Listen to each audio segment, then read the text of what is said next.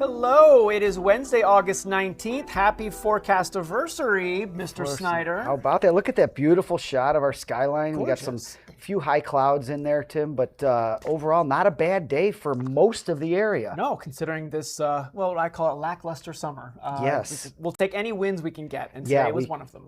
It is definitely one of them, Yes. so how about that? How about that? Yes. Good to So see you you. want to introduce us, Tim? My name's Tim Joyce. I'm Yes, hardly yes. ever here anymore. I know, and it's good to have you here Good to tonight, be Mr. here. Joyce. Hey. This is Bill Snyder, weather Yes. producer extraordinaire, and my Right. tie is very crooked. Hello. How about that, right? I know, that's pretty excited to be here. This is, let's go right to BJ Cam, right out of the gates here. We got to bring in BJ, the mastermind of this show. Why is he the only one year, Why one is he the year. only one well lit here? How about that?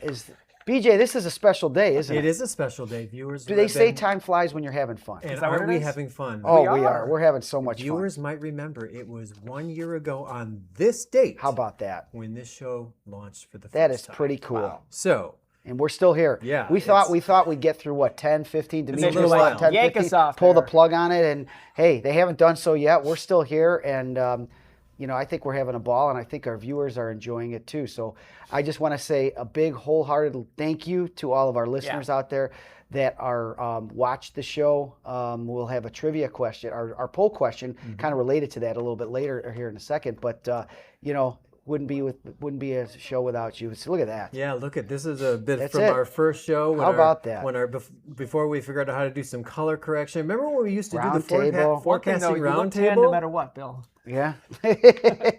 Yeah, it's that time of year. Look at when that. the whole crew was here. Yeah. Tim's Yeah. in here too. So Hello. Look at that. Day one. That is so cool. We've had some tweaks with the show along the way, and We sure added some features to it, and I think it's going well, and we'll continue to move along, and you know, God willing, we'll be able to keep bringing this show to you guys. So we are really enjoying it. So yeah, thank you. There's more to come. Yeah, and Demetrius is off for today, but he did send a message, I hear. He did. Yeah. Let me get that for you. Take a look. Who would have thought that after a year we'd still be in this? Did you guys think we'd last a year on the forecasters? No. No. So I just want to say I know you guys are back working, you, Alyssa, Bill, and BJ, but that's pretty awesome, man. We really put something together that I think is pretty awesome and pretty amazing. Okay, what's your forecast for this week? Say it loud. I think 83. I think 81. All right, we got 83 and 81. And if we win, we want to get paid, right? Tell Bill we want our money. We want our money.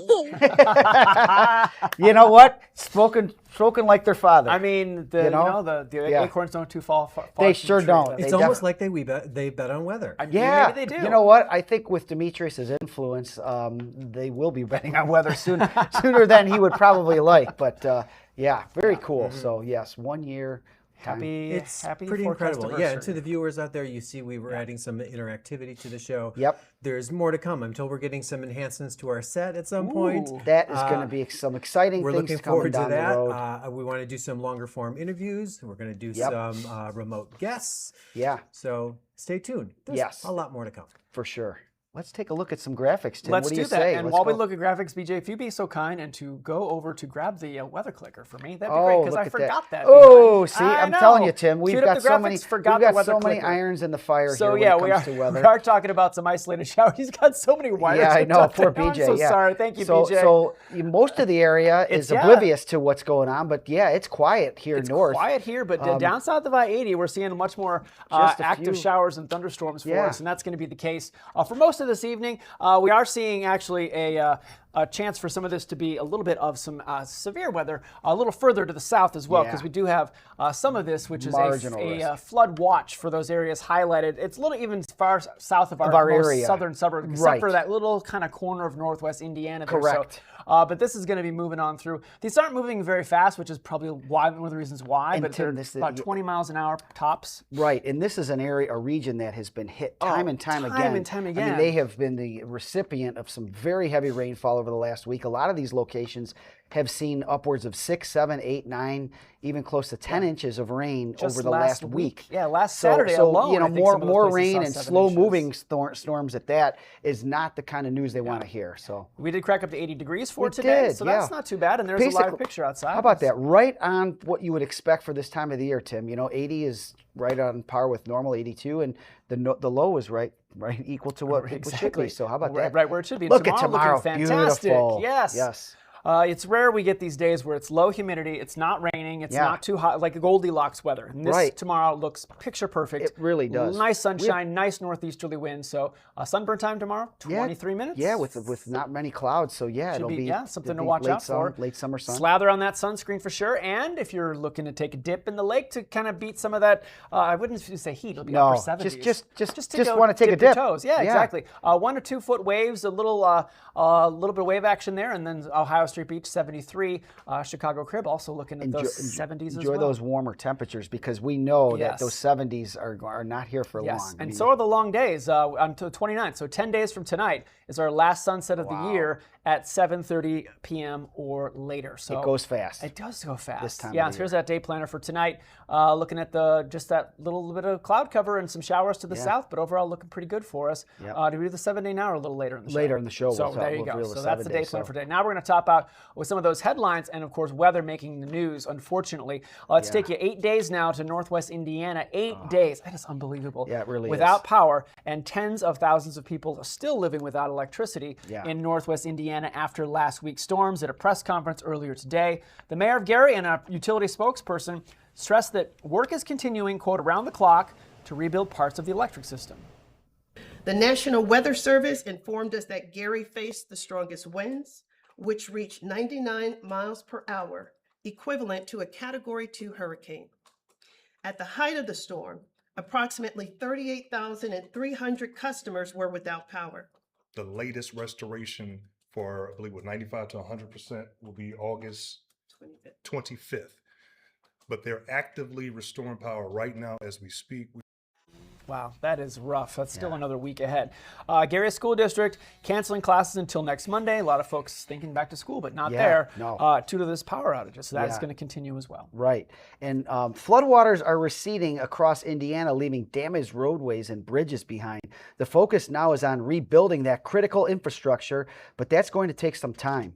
Max Lewis, with our station in Indianapolis, spoke to an expert who tells us we should not rebuild, but rethink the design. Check this out. We've all seen the dramatic images from across the state of roadways swept away by floodwaters, like this gaping hole in Riley Road in Henry County. Or the Hazeldale Parkway Bridge collapsed into the new river the water carved out. Bridges are designed to withstand the normal amount of flow and also the high amount of flow according to the design flow. But what that bridge experienced is much higher than what it was designed for. And River Road, just south of 96th Street in Indianapolis, no longer exists in some spots. The Indianapolis Department of Public Works tells me they still don't know the full scope of the damage or how long it's going to take to get the road repaired. Crews did an initial assessment on Monday, but they tell me they still need those water levels to come down before they can do an in-depth assessment. I think that we're still very much in the early phases of recovery and in some cases still in the response phase. Courtney Page-Tan is an assistant professor at the O'Neill School of Public and Environmental Affairs. She specializes in recovery from natural disasters and says we are seeing major flooding events more often. Before we start thinking about building a new bridge or rebuilding something, we need to take a really close and hard look at the underlying assumptions that are actually going to be used when we're talking about repairing infrastructure. She argues against a rush to return to the status quo for the badly damaged infrastructure, saying it should be built to survive in a more extreme environment. I think that we need to really think about how can we do this safely and how can we build or rebuild something so that it can withstand similar shocks and stressors in the future. Hamilton County officials have said the Hazeldale Bridge may require a total replacement, which would give them an opportunity to do just that. Other damage assessments in other areas are still ongoing. In Indianapolis, Max Lewis, CBS 4 News. And a warmer world will be a wetter world as well, so definitely something to take note of. Yeah. Obviously, there are dangers presented by floodwaters, including limited visibility and floating debris. There are also health concerns, too. Flooding can leave mold in homes. Water can be contaminated with sewage or chemicals. Experts say it is important to be careful if you have to get in. It's important to wear personal protective equipment, so gloves, boots, whatever they can to protect their hands, their body from coming in direct contact with that flood water. And then certainly as a precaution afterwards, as soon as they can, to soap and water, wash their hands, and basic hygiene. Yeah, floodwater not something to play in. No. Health officials say if you have a cut anywhere on your body, clean it and cover it up and stay away from the floodwaters. Very good advice. Yeah. You know what else? It has come to that time of the show, Tim. I know you haven't joined us recently, but we have now introduced a poll question. Oh, that's fun. Sometimes it's a trivia question. Otherwise, it's just kind of a feel for our listeners to see what their thoughts are. But we're going to bring BJ in on this one. So this kind of relates to our anniversary. As we mentioned at the top of the show, anniversary of our show today. Little show about weather, climate, environment, stuff like that. So we wanted to know, how long have you been with us? You've been with us since the beginning, last August 19th. You've been watching in just a few months, or hey, you're a first-time viewer and thanks for joining us. Go to WGNTV.com/theforecasters, or you see that code on the right side of your screen. You can scan that. We'll take you right to where you need to go. No sign-ins, no downloads, just a little quick. Just give us a gut check on how you're feeling, how long you've been with us. Yeah, that's great. That is really great. I like that. Hey, we're talking about Lala, Tim. Again, and not Lollapalooza. And not Lollapalooza, right, exactly. The storm that passed by Hawaii last weekend, then diminished to a tropical storm. Well, guess what? It is again a powerful hurricane. Yes. Officials in the National Hurricane Center this morning said Lala was a Category 3 hurricane with maximum sustained winds near 125 miles per hour. The storm is in the middle of the Pacific Ocean and is expected to remain a hurricane through the coming weekend before losing strength. The storm battered parts of Hawaii Sunday as it passed by without making landfall and weakened from a hurricane into a tropical storm. Crews are still working to clean up and restore power in parts of the state. Wow. Tom Skilling was one of those that lost power with that storm. That is pretty incredible. Unusual, yeah. Very unusual, that part of the island. And this is a sight to see as well because of Lala. Take a look really closely. Those are waterfalls, but they're flowing in the wrong direction due to the strong winds. Winds from Lala were so strong they actually reversed the flow of a waterfall in Hawaii. You can see the video there, the water going upwards instead of down, with the high winds blowing the mist in the mountains of Oahu. How about that? Wow, that is something. Yeah. Hey, the spotted lantern fly, the invasive species from parts of China and Vietnam, threatens agriculture and was found to be in Illinois just about 3 years ago. Meteorologist Katie McNeil from our station in Providence, Rhode Island, spoke to a biologist about a potential long-term solution. Check this out. Spotted lanternflies go through several stages of development, including the 4 instar nymph stage, when they're smaller in size and easily identified by their deep red color. That early life stage is the focus of researchers at URI's Biocontrol Lab, who are studying a species of parasitic wasp that can help control lanternfly populations. The wasp lays its eggs inside the nymph, using it as a host and ultimately killing it. I spoke with URI Biocontrol Lab Director Lisa Tewksbury, who says this type of approach is known as importation biocontrol. It involves researchers at URI and the USDA studying natural predators from the invasive species' native habitat. We were asked around 2020 to assist by providing some of the native insects that need to be tested to ensure that if this ever becomes a biocontrol agent that is imported into the U.S., that it's safe and doesn't attack other insects. Tewksbury says the idea of releasing wasps may sound concerning to some people, but that these parasitic wasps are much smaller than the ones most people are familiar with and are generally harmless to humans. She also notes similar wasps have been used successfully in countries including South Korea. Generally, there's an average of around 30 to 40% of these projects that do really result in either very significant management or some level of management. And that's why the USDA, continues to focus on them. And Tewksbury says the research and testing process has already been underway for several years, and she expects it could take a few more years before the testing is complete and the wasp could potentially be deployed on a wider scale. In the Weather Yard, I'm meteorologist Katie McNeil 12 News. Good to have a way to fight back against the spotted lanternflies. Coming up after the break, a lot to talk about, but look at this beautiful sky conditions in Florida. Lots of lightning bolts fanning over the sky of northwest parts of the Sunshine State. More like the lightning state, really. We'll be right back.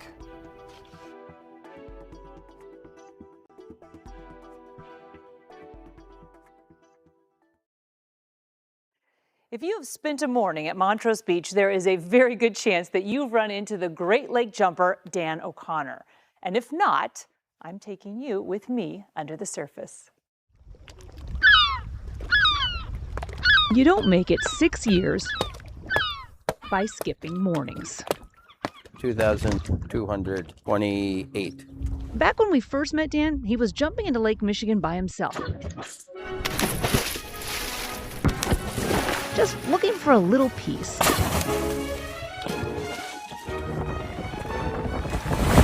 You just kind of get that just shock to, you know, to your hands and feet, and just feels amazing.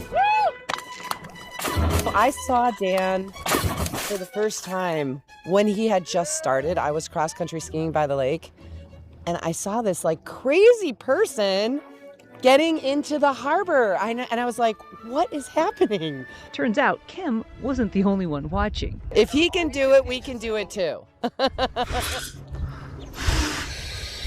They call themselves the Mermaids. Who figured out Dan's morning elixir felt pretty good. I really, really enjoy being in the water, being at the lake. Because we have a great lake and it's magical all year round. And people walk by and they're like, what are you doing? 4 years later, the Mermaids, Dan and the other regulars, keep bobbing. Along with the one honorary merman. I did feel like a merman, yeah. Yeah. We just felt so happy, like afterwards, and then it wasn't just like the water, it was like being together. And everybody is welcome, and it's just such a great feeling. After hearing all that, I figured there was only one thing left to do. No! Aren't you glad you came? Yeah, I kind of am. Dan came looking for a little calm. What he found was a whole lot of company, helping each other. Goodbye. See you guys later. Keep their heads above water.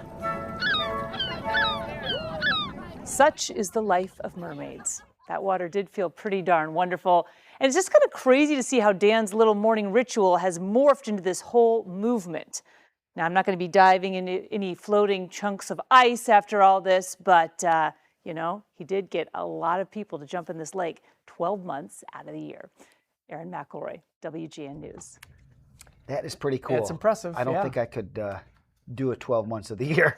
It might only be about 2 or 3 months. I mean, I've swam in Seattle in the summer, which almost like middle of winter, yeah. Right? Exactly. Almost. Well, you know what else? You know what else is like winter, but not like winter is when we betting on weather. Yes. That we can bet that you know that I won't be. I'm following where you're going. I'm picking up what you're putting You can down. bet that I won't be in the water in the Yes, winter. we can bet but we that can for also sure. assure us that we bet on weather. Yes. I'm a degenerate weather better. Well, you know you're a degenerate. And for our sure. viewers are pretty good at it too, and we've gotten them to join in on it with us. So we love it. This week, James Papastar, who was our last winner, decided to choose Mexico, Missouri. So we want your prediction for the temperature in Mexico, Missouri. Is it Celsius or Fahrenheit? Fahrenheit.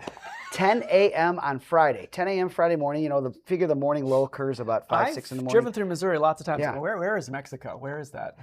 It is just to the southwest of Columbia, I believe. Okay. So it's, I had to look it up myself, but Home of very Mizzou. cool. Home of Mizzou, yes. So Ooh. get your predictions in my midnight tomorrow night. Look at Ooh, this. look at How these about photos. these photos? Yeah, John Sorrentino. That's cool. He captured the Thunderbirds buzzing near the Hancock building. Look at that. That is a cool Yeah, shot. it's an Really amazing cool shot.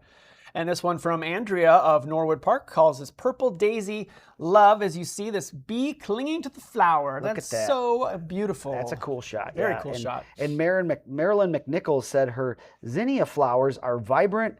And another shot here, of course, of a bee enjoying her summer flowers from her Algonquin Garden. Very cool shot there. Very Thanks, cool. Marilyn. Dan Grabowski captured this gorgeous sunrise off Foster Beach the other morning. Just gorgeous there. Look at that. That almost looks like a tropical It destination, really does. doesn't it? And well, it's been soupy enough recently. So Yeah, for sure. it's true. So, hey, send your photos into WGNTV.com/theforecasters. We'll feature them here and even on our WGN television programs. We do have 2 shows that we air photos, so we'd love to see them. Well, one more image, more of a sound to share with you as we head to break. It comes to us courtesy of the Iowa State Fair. How about that? And we now have number 125. 125.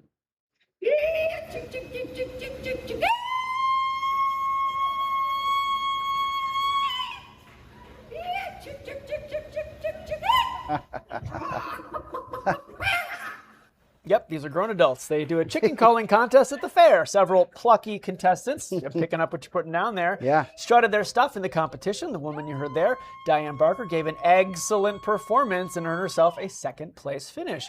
We don't have video of the winner, but she took home a prize of whopping $5. $5. How about that? But I think they had fun doing it. I think so. Yeah. So Barker, she received a ribbon, so that's nice. At least she got something out of it for second place.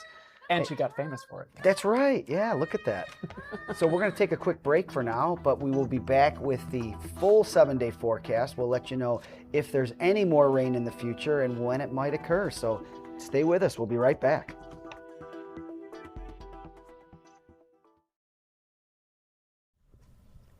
And as we mentioned at the top, this is the anniversary of Yes. our first full year here on the Forecasters. We asked you, how long have you been with us? Have you been a viewer since the beginning? Wow. Look at that. Whopping 78%. That is awesome. It is great. And I just want to thank the viewers for joining us. And whether you've been watching for a long time or you're a first-time viewer, we're having a really good time doing our silly little show about the weather, climate, and environment.